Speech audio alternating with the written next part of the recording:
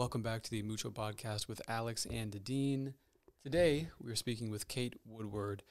She's a senior who studies psychology, legal studies, and literature at the American University. Yeah. What a pleasure speaking to her and learning about her journey. And really bright, a bright young person. Yeah. And like Candace, I mean, it's encouraging to speak with people, young people who, have a good eye for what we need to do to they are our youngest guests so far. Yeah, they are, and they both have good heads on their shoulders on how to, create positive change in this world. Yeah, they're both very understanding too. I know, very mature and very old souls. Mm-hmm. Yeah, I was really. It was an amazing conversation with Cate and her trip to Rwanda and her program, the things that she learned, and because this month is the Genocide Awareness Month, so we were trying to see all the angles on how we can educate these topics, and so seeing young people like her dedicated that much, it's just you realize how much we have hope for humanity. Definitely hope, and I think the older generation is leaving this world in good hands. I think so too. Yeah. But without further ado, please enjoy the episode. Enjoy the episode.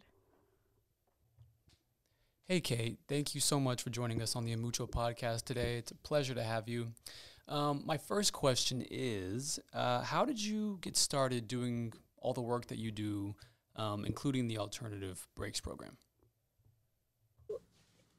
Technically, I got involved through the Alternative Break program at American University, which is,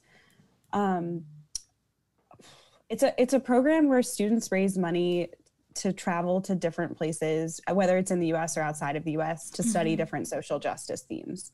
So the first one I went on was actually in Uzbekistan, which just is completely so cool that I got to go there. But that theme was studying like youth education in Uzbekistan.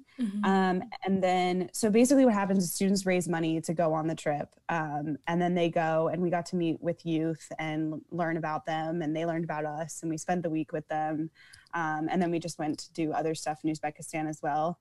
But the social justice themes range kind of from all over the place, depending on what it is. And then the following year, I wasn't planning on going on one. I was planning on saving money, but the trip to Rwanda actually kind of sparked my interest in the whole genocide recognition and awareness topic.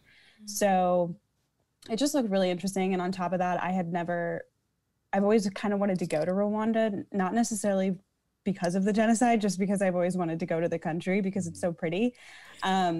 So I started doing that there, and I could go into Rwanda, but it was definitely just a very, I don't know. I know this sounds super cliche, but for a lot of reasons, a life-changing experience for me, just because I'd traveled before, but I don't think I've traveled with that heavy of a topic. And the people we met with were incredibly honest and exciting. And then when I got back, my roommate and I, or my former roommate, had just gone to Bosnia, also studying genocide recognition. So we sort of, I think she was studying sort of the genocide in Bosnia. And we decided that, it would be interesting to kind of do our own alternative break with the social justice theme of genocide recognition, and how, governments, people, different countries come to say, oh, this is a genocide, and why people deny it. So originally we planned on, before COVID, because this has been like a 2-year in the process organization, we were going to try to either go back to Rwanda or Armenia, was kind of our two like main choices, because the Armenian genocide is where the term genocide was coined. And we just thought that would be an interesting place to sort of talk about it. But pros and cons with COVID, obviously we couldn't go anywhere. But it did give us kind of an opportunity to open up the program to have a group of students who are interested in the topic of genocide recognition and awareness, and then take it from there. So we were able to have Rwanda partners and Bosnia partners and Armenia partners, and then just kind of like some random partners too, to talk about this topic. And we met with them for 8 weeks before the actual intensive weekend that you participated in last weekend.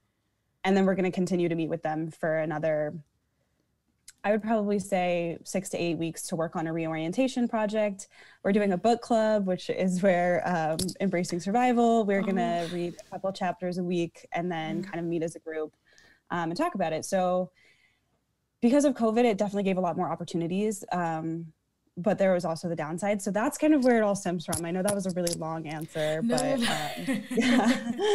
no, that was very interesting, because a lot of students and a lot of young people, there's so much things to do in life, outside in the world, that being interested in those topics, it's not, something most people think about or just, happens to happen. Like, how do you get to, I would say, get new students to be aware of what your work is? How does the conversation begin, and what's your experience? Yeah, it's kind of been interesting with that, because, marketing alt breaks can be tricky in the sense of like, we don't want people to think that it's like some sort of mission trip, or like we're doing something and then leaving to feel good about ourselves. Because we want to kind of frame it in like an education way. Like, there was a social justice theme, and we're obviously going to learn a lot from it, but it's not about like particularly one aspect of just helping one person and then leaving. It's about us learning. So luckily my co-leader of the program, she's an international relations major. So she reached out to a lot of people through her classes. I'm a psychology major, so I reached out through a lot of people through like understanding mental health and that sort of thing. As far as the actual recruitment for this program goes, it was a little bit easier because it was online, and therefore nobody had to like raise money for traveling somewhere. So we mostly reached out through like Facebook and the class groups, any sort of social media. I sent something to all of my online classes just in the chat. And luckily we got a group of people who were super interested from very different perspectives. And some of them were just like really knowledgeable about things, probably more knowledgeable than I am. And then some of them were just like, I don't know, but I want to know. And I'm actually really glad that that is the case, because I've been learning a lot through these participants. And obviously we can't like simulate any sort of travel experience, but they're bringing up important questions that I feel like I thought about when I was traveling. So we've been working really hard to kind of get that experience for them. And then hopefully, because a lot of them aren't graduating or are still, finishing up their first year of school, they can, take the genocide recognition program that we sort of created and do it next year. And that's kind of where it came from, the idea of it. So the person that led my Rwanda alternative break was very helpful as far as like who she was in contact with and who we met with when we were there. So yeah, it's definitely interesting. People know about the alt break program, but it's also kind of asking college students to give up their spring break or like the first 2 weeks of their summer break. So getting people passionate about it is definitely something that I'm trying to work towards, of why you should do this instead of this and what you're going to get out of it. But usually there's a group of people who are definitely very dedicated to it and want to learn. And, people come to the meetings, and we've been trying to get to know each other even online, but it ended up being very successful. So yeah, I was curious. I was going to ask you before you mentioned it about the reception, of getting people in there. I don't know. I mean, I wouldn't think that people would not be interested, but then you just brought up, it does take away from, certain things that I guess normal college kids want to do with their time. But it's good, and it kind of, spiked my radar in that it is educational, and it is raising awareness, not so much like charity, and it's not, mission trippy, because that in and of itself has a kind of a stigma to it. But it's education, right? And it's an extension of it's doing extra homework essentially, but it's for the greater good. And it's doing work that I think we all know we need to do, It's hard to get us to do that particular work. So, right.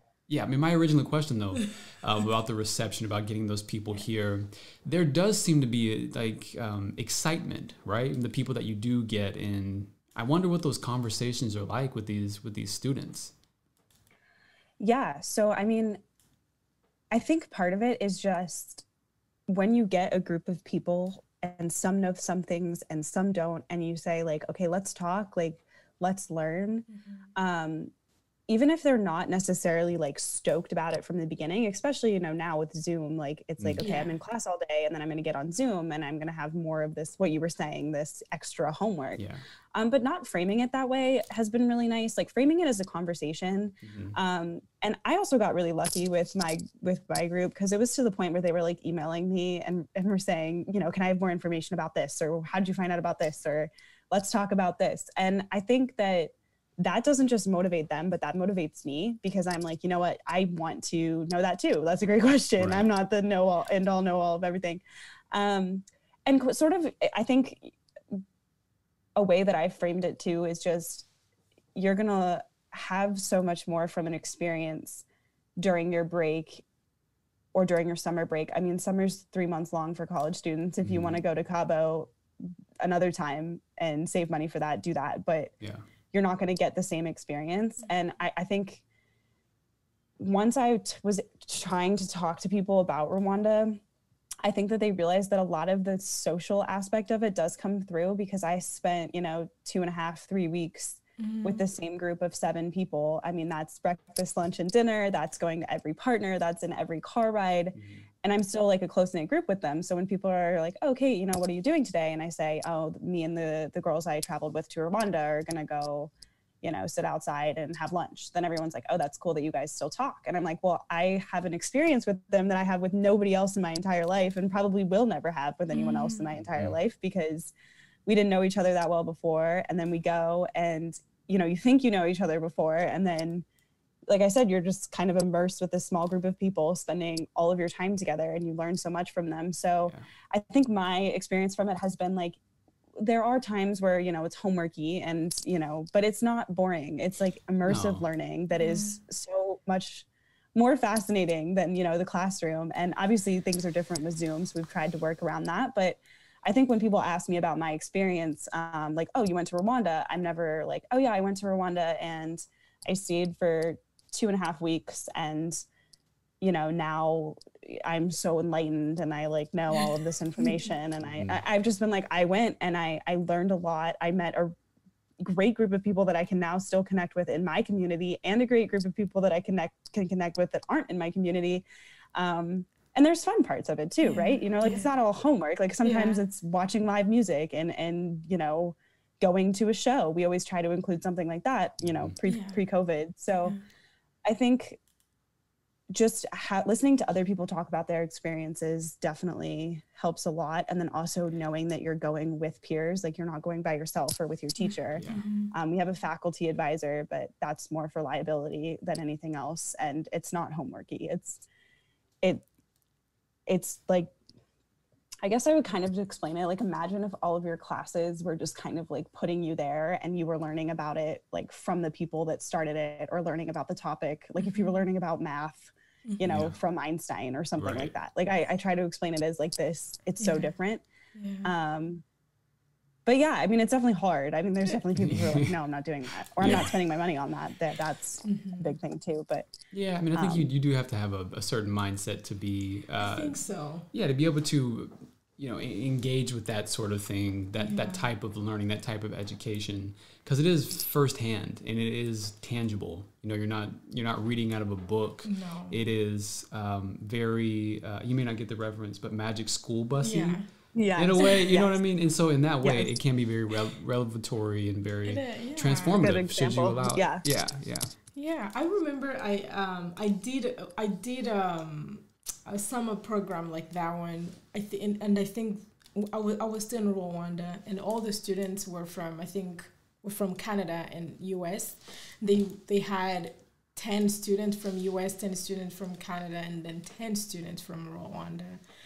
And we were all together for a whole week, I think. I think it was like a whole week. And we were traveling the whole country. We were learning from each other. We had the same, it was a wonderful experience. And a lot of us is still connected, and you end up realizing like you find, it's almost like you just found your tribe in a way, like all these people that are interested in the same things.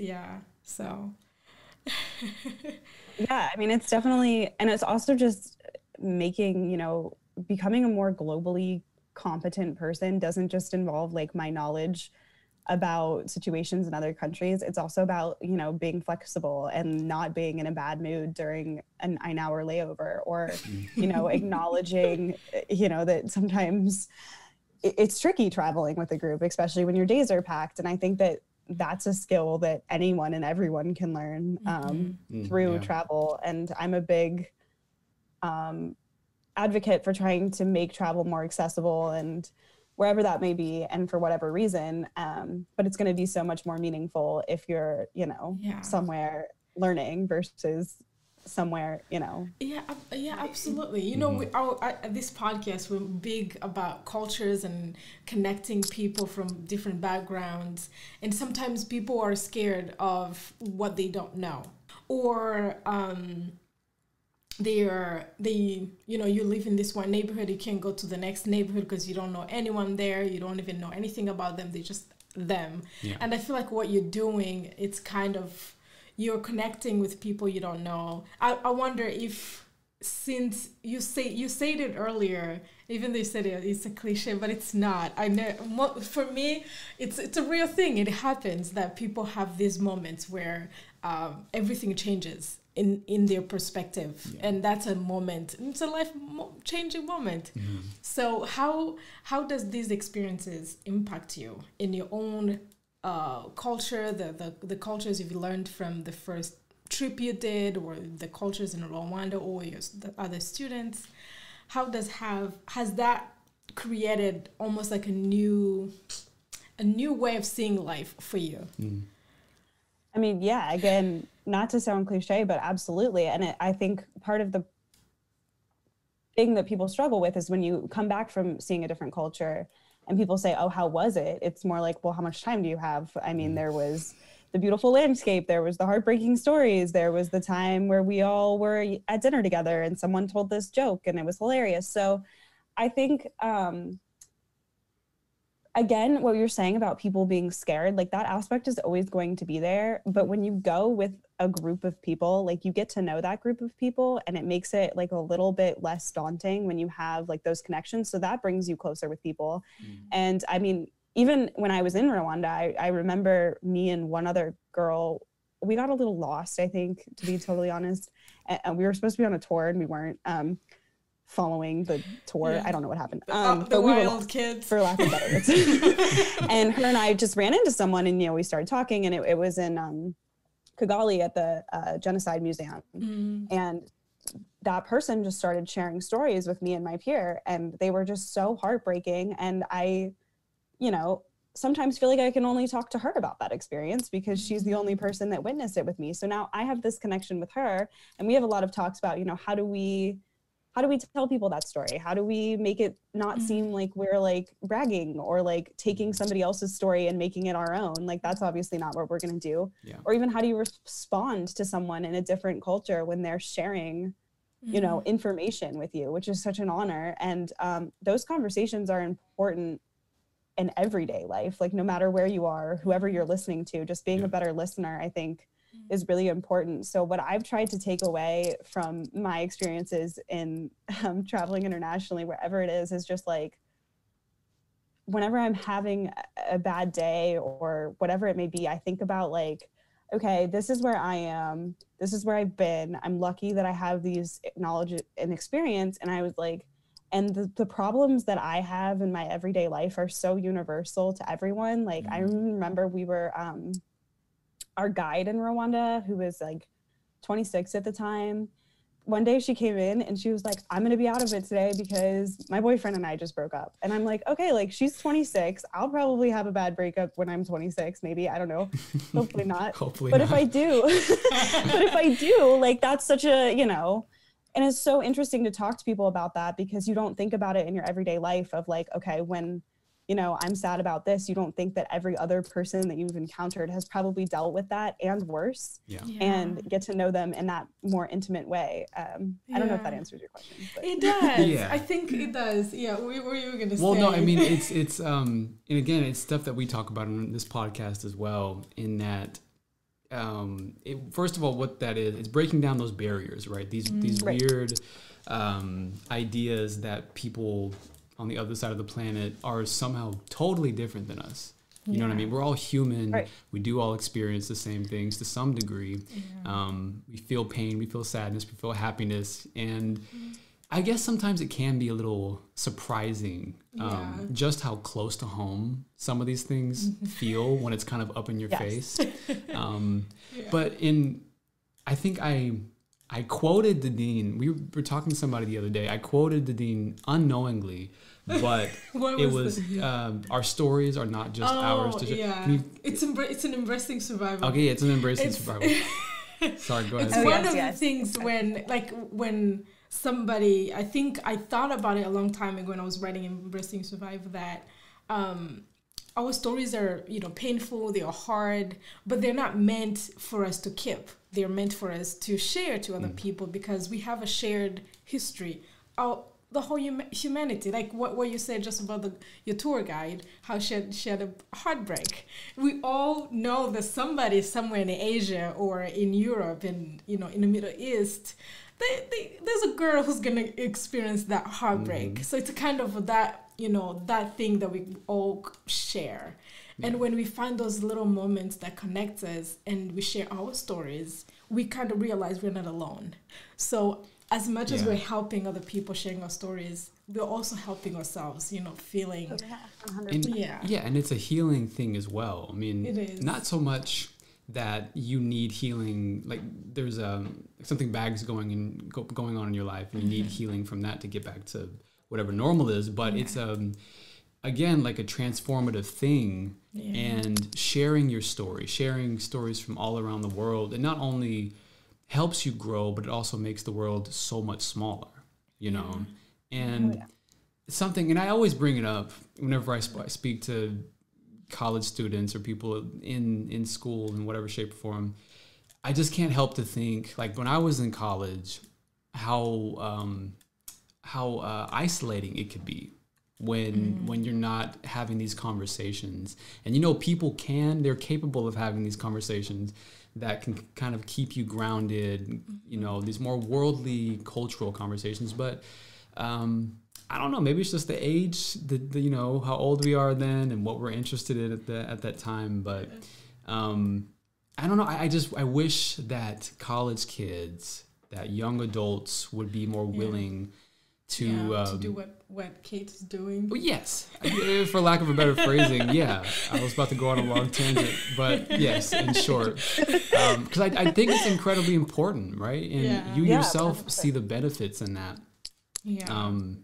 If not tangibly, then, you know, internally, I'm sure you feel like you're a better person because of it, you know? Yeah, for sure. And also, interestingly enough, one of the ways I've found to like kind of encourage my peers to have more like difficult conversations is through, I know I said we were going to do it with Embracing Survival, but with the book club sort of thing, because it's low stakes. Like we're all just going to get around and we're going to read a chapter of a book and then we're going to talk about it. But I've been in book clubs before. This is so nerdy, but like people have just been, you know, like, oh, I relate to that line, or like, I understand that. And that's, again, the same thing as sharing someone's story, no matter what book it is that you're reading, like it's someone somewhere's interpretation of something. That's right. And, you know, I think that's one of the most powerful things about reading other people's stories too, is when you read something and you're like, okay, I get that. Like, I understand what they're saying. Yeah.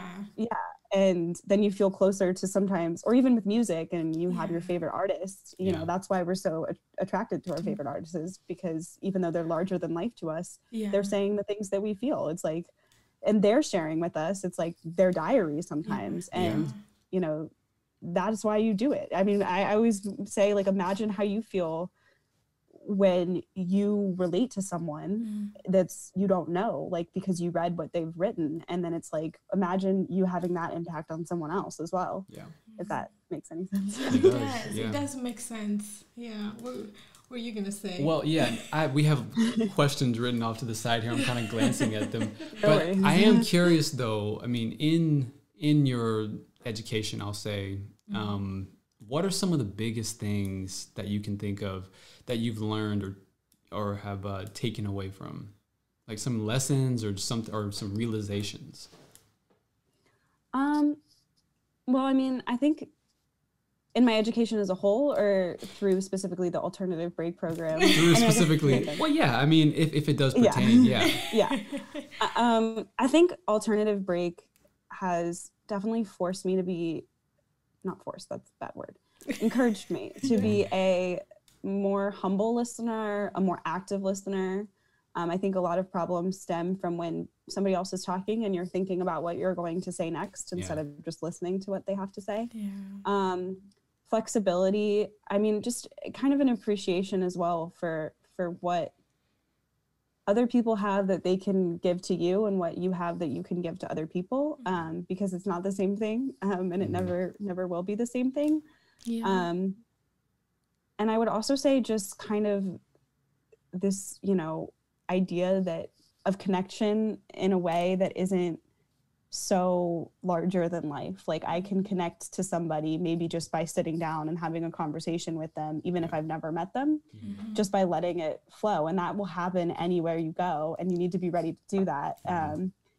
In whatever you encounter in your life, connecting with people is so important, and making a good impression on them enough so that you can keep them in your life and hold that connection close to you. And I think traveling, if anything, is one of the best ways to learn how to do that. Is that studying psychology has helped? Yeah, that as well. I'm sure that has a big impact. Yeah, I think also, I've enjoyed kind of doing this program not from the international relations lens, because I think international relations kids tend to sign up more than other majors.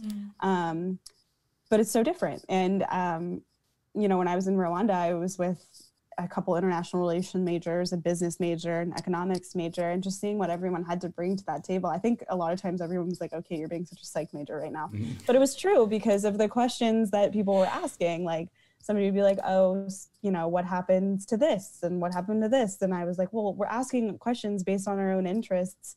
And I'm learning about it because you're interested in it. Like you asked the question, I wouldn't have even thought of that question, but you asked, and now I know, and now I can tell you, that sort of thing. That only happens when you meet people that are, what you were talking about earlier, Alex, outside of your comfort zone, or, get out there and try. And obviously COVID has made that difficult, but it's also made it easier in some ways. So it did. I think you're right. COVID has made it hard to be in a physical place with other people, but we have all these options to use our social media, to use Zoom like this. Yeah. And also, for me, at least, it has given me time to sit still and just like prioritize in a way. Yeah. The world is not as fast as it used to be for me. I don't know if it's for all of you guys, but yeah, 100%. Yeah, it has, of course, impacted a lot of people, and in so many bad ways. And at the same time, it has also just slowed things down. I feel like it has made life way simpler, or we have accepted a simpler life than it would have been. Yeah. We've accepted a simpler life, and I also think we've come to like just appreciate stuff that we've never appreciated before. Like the idea that some people, at least I can only speak from my experience, that I woke up this morning and myself and my roommates are in good health and my family is in good health. Like COVID has kind of taken, for many people that, haven't had to experience that like worry, just been like, okay, like I need to be so grateful. Like maybe, my boyfriend broke up with me, or I got a C on something, or whatever it may be. But like in this moment, I'm safe. I have people I can talk to, the people I love. I've been communicating with them more, like people that I haven't talked to since high school. I'm like, hey, is your family okay? And, then we start talking. And I think that this like craving for some sort of connection has brought people to the point where they actually seek it out versus, you know, waking up every morning, working, coming home, making dinner, going to bed. You know, that's not our lives anymore. And that can, you know, obviously what has happened with COVID has been terrible, but you know, the silver lining of it all is this, you know, connection, like this, I'm going to connect with you because I understand what you're going through, especially college students as well. You know, we're all going through the same exact thing with our online Zoom classes and no idea what we're going to do when we graduate and so on and so forth. But we're all in it. We're all doing that together. So that's like, let's talk. I haven't even thought about that. You guys are going to graduate to the world where there's no jobs. Yeah. I didn't think about that. I'm sorry. It's just because of jobs. It's okay. I mean, you're right. Yeah, it's gonna be a little complicated to finish school when you're excited to go into the world and go to work. Then you're playing on a computer, staying on a computer again. But but there's always, you know, like you said, a silver lining where there's better things to look forward to. More creative ways of actually, you know, finding those jobs or and acknowledging your gratitude, just like acknowledging what you do have has been a big thing for me. Just like day by day, acknowledging the things I need to be grateful for. You know, that's all you can do. It's more conscious living.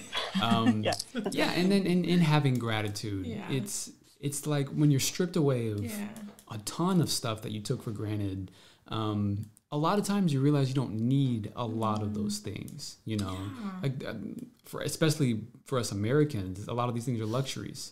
And in addition to living in excess, you know, we consume things that we don't need. Guilty. In a way, but it lends itself to some perspective, right? And it does remind you what is most important in, you know, in these connections that you have, your loved ones, your health, you know. And I think, and this is kind of just a piggyback off of what we were just talking about in terms of like you graduating soon, but I do think it'll lend itself to more of a conscience. That word's giving me a lot of trouble right now. Okay. I know what you're saying. Yeah, but it is more conscious living. Yeah. And I think there's strength in that. There's something to be taken away from. Absolutely. Yeah. And I also think just even, you know, it's a privilege to miss doing things. Like it's a privilege to miss going to restaurants. It's a privilege to miss seeing your friends. It's a privilege to even be able to order food, you know, like you don't think about those things all the time in your everyday life, but now you do. It's a privilege that I can even take online classes because I have a computer. And I think like, for most people, like COVID has kind of forced them to think about that stuff in a way of like, okay, you know, I can't go to this bar tonight because, you know, but it's the first time that like you going to a bar will affect everyone else. And you need to think about other people all the time. Or even just my roommates. I was thinking about this the other day. I mean, we've been living together since June and we've been a little family. Like every time I go to the grocery store, I have to think about them because I'm in a home without a mask and sharing a space with them. So, you know, it's just forced you to kind of think about your relationships in a whole new way, which has been good. And also, you know, even with our program that you participated in, it was, you know, we talked a lot, like, how do we get people to want to do this? And a lot of them were like, I want to do this because for at least, you know, an hour, a week, a day, we meet with them as much as they want to meet, get on and like see each other's face and talk about our week and then talk about important topics as a community. Like people miss doing that so much. So again, silver lining. Yeah. It's a beautiful thing. It is a beautiful thing. I think it's important to remember to be grateful. Definitely. To even just be alive, like you just said, you know, to have those. There are things that we don't think they're luxurious or they're important. Even life is a luxurious thing to not be ill, you know, to not to have both legs, both arms, everything. We can, you know, just those moments. My friend the other day was talking about how before she goes to bed, she has to thank all the parts on her body. It was very from her toe. It's thank you, toe. You're very. It was a very cute thing, but I was like, that's very spiritual. I would say that's and important. It's you know, again, it's little things that we take for granted on a day-to-day basis. Yeah. How lucky are we? Sorry, go ahead. No, go ahead. I was just gonna say, how lucky are we to be able to have this conversation right now? To be able to walk up and down the stairs, to make yourself food. It's little things like that. And I think part of it too is, you know, Americans live in such an individualistic culture, and they always have. So like now we're being more forced to think about how our actions, you know, affect the people around us. And I think that that's been really hard for a lot of people that have grown up in whatever way, thinking that like them going, you know, out or them going to the grocery store without a mask, like that affects people you don't even know. And but they're people in your community, and you need to care about them because that's our community. And I think that that's been kind of a big shock. You know, even my neighbors, like I was home in Virginia Beach at the beginning of all of this, and you know, we would all like bring lawn chairs out to our driveways and just like yell at each other from across the street. But it was like, I wouldn't have taken the time to come sit to talk to my, you know, older neighbors ever. But like, they're like, I watched you grow up. Like, how's college? And it's just like, care about your community. You know, you have to care about the people that are around you. And I think that that's never really so been sweet, something that's been on a lot of people's minds until COVID. So yeah, that is so sweet, because here in America, a lot of neighbors don't even know each other. Yeah, and they've been neighbors for like 10 or 15 years. Yeah. I mean, there was some that I didn't know. I was like, who are you? They were probably trees, they're like, we saw you grow up. Okay. I lived here for 18 years. But it's just the beauty of a podcast. We talk about life, because we talk about everything. What was I'm gonna ask you, this is random, but what was your favorite food in how many places have you been there other than United States? I have been very fortunate to go to a lot, but through the All Break program, Uzbekistan and Rwanda specifically, and then before that, kind of on my own, sort of, I went to Indonesia. So nice. Those are kind of the 3, Yeah. So do you have like memories of something fun that you never knew before that you experienced those places, and food?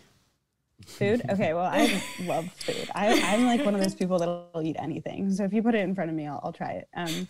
But I think I'm trying to think. Okay, I'm going to butcher the name, so I'm going to make sure that I have it. We had it so often. Where in Rwanda? In Rwanda, it was a fruit, but I'm not going to... Was it like a tomato? Is this a red fruit? Yes, fruit? But it was... Hold on. It's called the shinyamoro. I think I know the fruit. I missed that fruit. I think I might know.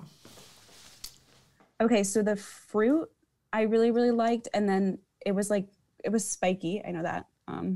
Spiky. And spiky fruit. And then we had, oh gosh, I'm not gonna know it, but the porridge was really good. I don't know if that's what the word is, but we had porridge that was really good in Rwanda as well. Oh yeah. And then all of the vegetables and fruits were very good. That's kind of just what I ate most of the time. Yeah. Was there something the people in those cultures did and you didn't get it, you didn't understand, or something that you would be like, why are they doing that? But then later on you realize it's just the culture. Like cultural norms over there. Yeah, the cultural norms over there, but for you it's a completely different meaning or different translation.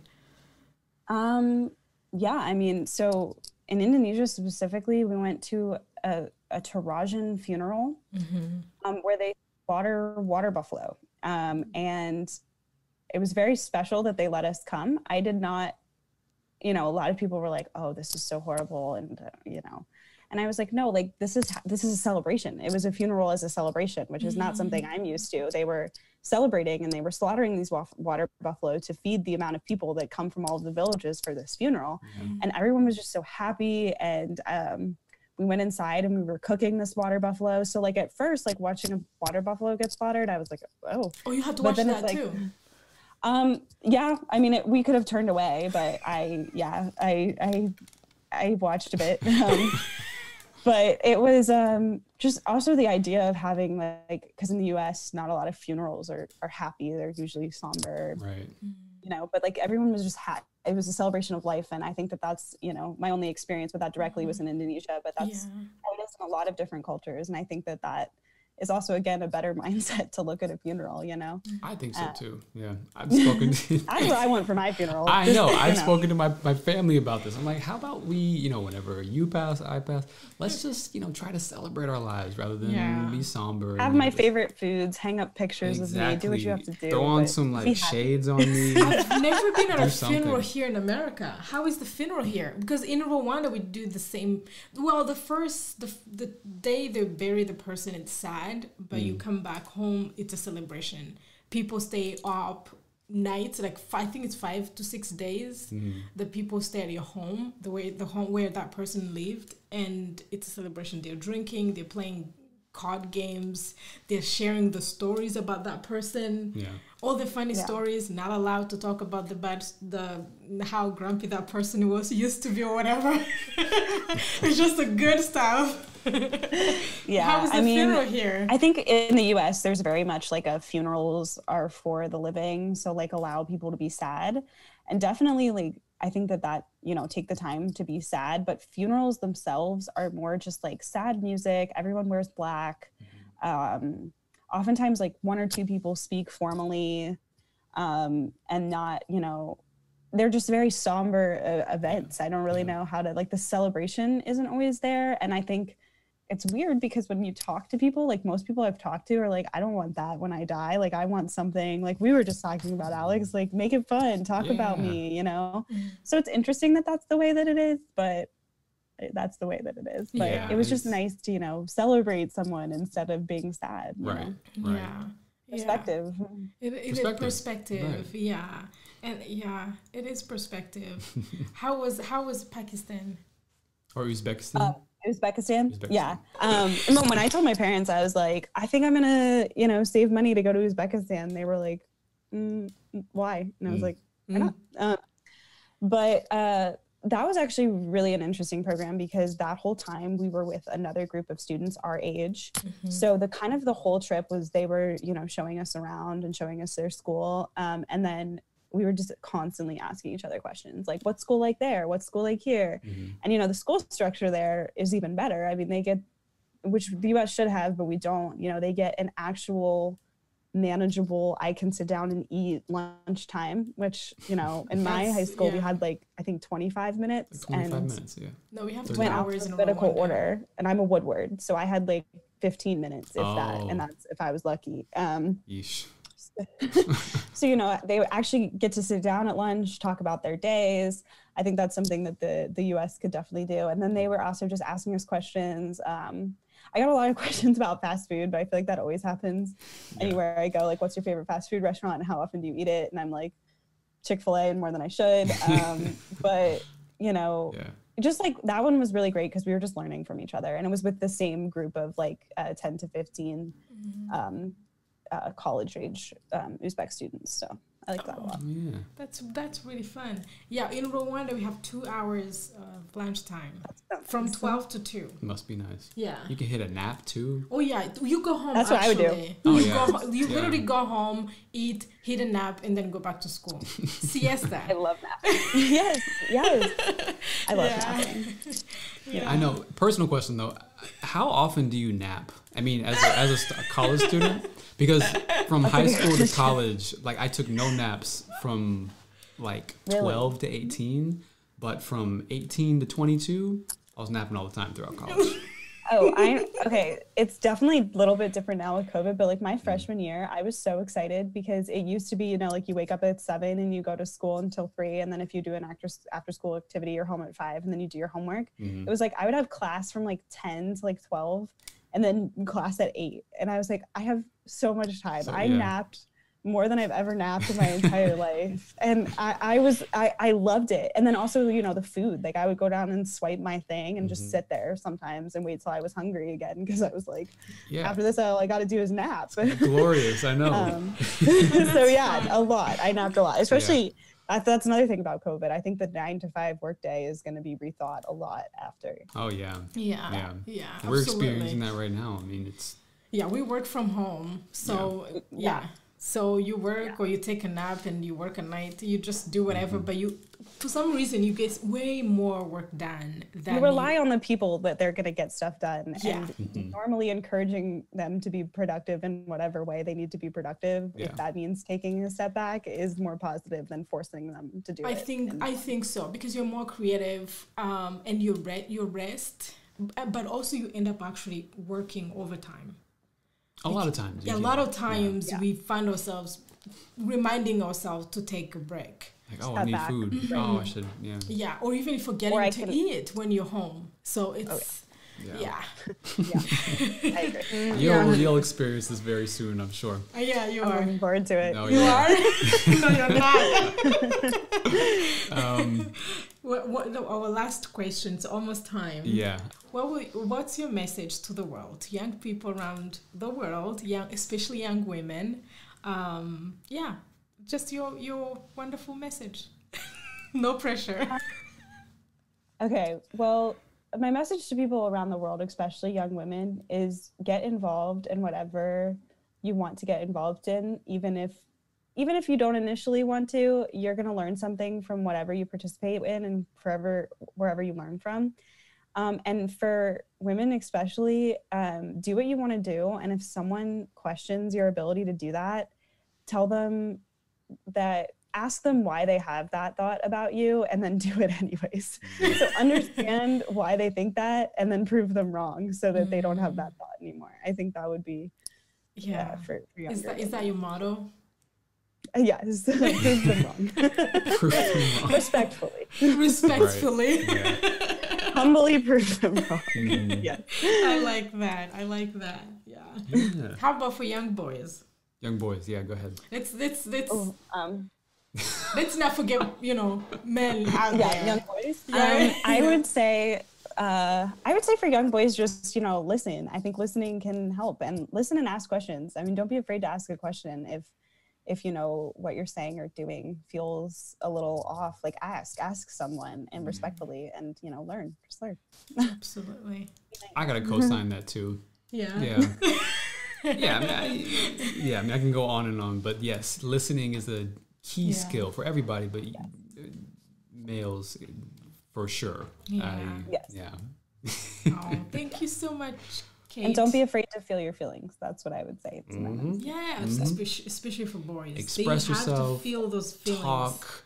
Trust your feelings. Trust people to hold space for you. Yes. Yeah, all of it. And create space for other, friends. If they show you their feelings, and not laugh at them. Yes. Ridiculous. Embrace them. No laughing. No. Yes. I'm having flashbacks to high school already. Oh man, our time is almost over. But we wanted to thank you so much for having time. Thank you. Thank you so much for taking the time to chat with us. Yeah. It means a lot. Absolutely. No, I'm glad you guys are able to still be doing your podcast from home, and thank you. Safely be together. That's awesome, and thank you for having me. It was wonderful. It was a wonderful conversation. Yeah. We learned a lot from you. Hopefully our audience will learn something from this conversation as well. Oh, I'm sure they will. Yeah. Thank you. We hope this last 1 month is going to be fun. The last month of college. All right. Thank you so much. Thank you. All right. Bye. Bye. Welcome back. That was so nourishing. It was so nourishing. Yes. She's someone who really seems like she gets it. And through the Alternative Breaks program, obviously she was able to travel to several different countries, and I think through that, the experiences that she took away from, she was able to learn how to, maybe not even learn, maybe she already knew it, but she understands how to interact with people and to listen. She did bring up a good point about how important it is to listen and to create space for people. Absolutely. And not just immediately think of a retort or a counterpoint or whatever. Listening with an intent of listening. Right. Instead of an intent of responding, you know. I loved it. I loved it too. Yeah, I had so much fun talking to her and and just seeing young people doing amazing work. It's nice. It is nice. Yeah. We hope we enjoyed this episode. We will be coming with more good stuff. So stay tuned. Stay tuned.